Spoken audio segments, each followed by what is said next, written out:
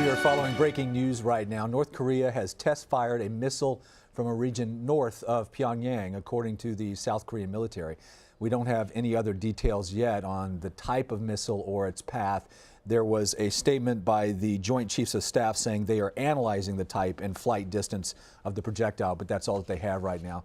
Gordon Chang joins me now by phone from New York City. He is the author of Nuclear Showdown: North Korea Takes on the World. Gordon, what more can you tell us? We know that the missile went about 25 miles or so and then exploded, and that's about it. But really, the important story here is not how successful the test was, but what this says about the mentality of the North Korean regime. That despite all the pressure that China and the United States have put on Pyongyang, they still went ahead with the ballistic missile test. And that indicates that the North Korean regime right now is going to strike out. So we've got to be very concerned about how all of this starts to play out, not only in Pyongyang, but also in Washington and Beijing. Well, the U.S. has said that they have not taken military action off the table, and that has caused quite a bit of consternation with China and Russia, both basically rebuffing those kinds of statements. And even at the UN, Secretary of State Rex Tillerson has urged international response and warned of catastrophic consequences if their ballistic missile testing systems, if their program isn't lessened. So we have one side saying we've got to get to the negotiation table, and the other side evidently coming from the White House now saying, but military action is still an option. I mean, it's mixed signals, is it not? Well, certainly. And in a crisis like this, would be very hard to impose message discipline, especially on an administration which just came into power. Right now, I don't think the United States clearly knows what it's going to do and hasn't gamed out all of how all this is going to work out. And especially now that the North Koreans have a vote and they've decided to roil the situation, I think it's going to be, they're going to make it up as they go along in Washington. And that's also true for Beijing. Even though they've thought about this issue probably far longer than we have, I don't think that they right now have a good handle on how all of this is going to play out. Yeah, they've said as much. We have word that the Yonhap news agency out of South Korea says that the missile blew up in a matter of seconds. They're counting this as another failure among many failures of North Korea's missile program and having them blow up, sometimes even just on the launch pad or just a few seconds into flight. But as you said earlier, that's not necessarily a good thing, especially right now with the tensions rising. Yes, well, you know, this is a question not of their capabilities, because we know that they will eventually succeed.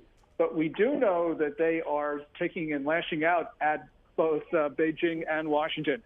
So at this particular time, you know, we've got to be concerned about the mentality of Kim Jong-un and the people around him. They've held recent military exercises, even firing barrages of artillery into the sea.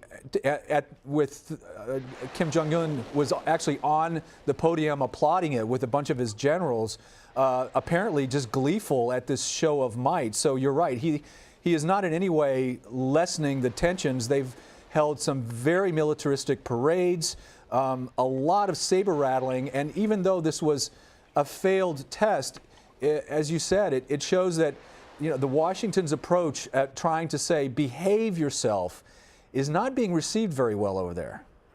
No, it's not, and we can expect the North Koreans to be defiant. I mean, that is the nature of this regime, and especially at a time when the international community is uniting against them, we can expect that they will do things that'll surprise us, and none of those things are going to be very good. Yeah, and unfortunately, one of the really concerning statements came out of Pyongyang recently that said war is imminent. There are reports that there was a statement out of Pyongyang. Now, they're bellicose, they're belligerent, especially their great leader, so there's no way of knowing whether that was actually a literal warning or whether that was just hyperbole.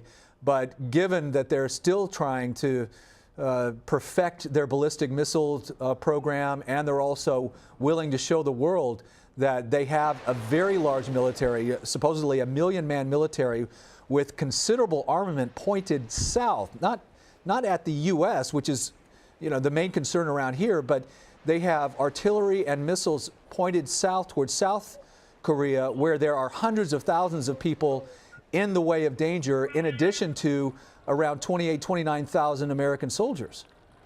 Yes, well, war on the Korean Peninsula would be horrific because you have the North Koreans are forward deployed on the demilitarized zone. Seoul, a metropolitan area of 25 million, is about 30 miles from the DMZ. And, of course, the North Koreans not only have nukes, but they've also got high explosive artillery, and they've got chemical agents and biological weapons. So war on the Korean Peninsula would result in hundreds of thousands of casualties in the first hours. It would be almost world-changing in ways because no one would win a war like that. Am I correct? You would have, I mean, North Korea cannot stand up against the U.S. There's no way, but they could cause such devastation, so much death, and the refugee crisis that would unleash would be mind-boggling. Well, yes, and you know, the U.S. military has gamed out war on the Korean Peninsula, and every time they have done it, somebody has used a nuclear weapon. So we know that this is a crisis that could easily escalate because there are 4 nuclear weapon states involved: China, Russia, North Korea, and the United States. Right. Disconcerting. Gordon Chang, thank you so much. We appreciate your input in this.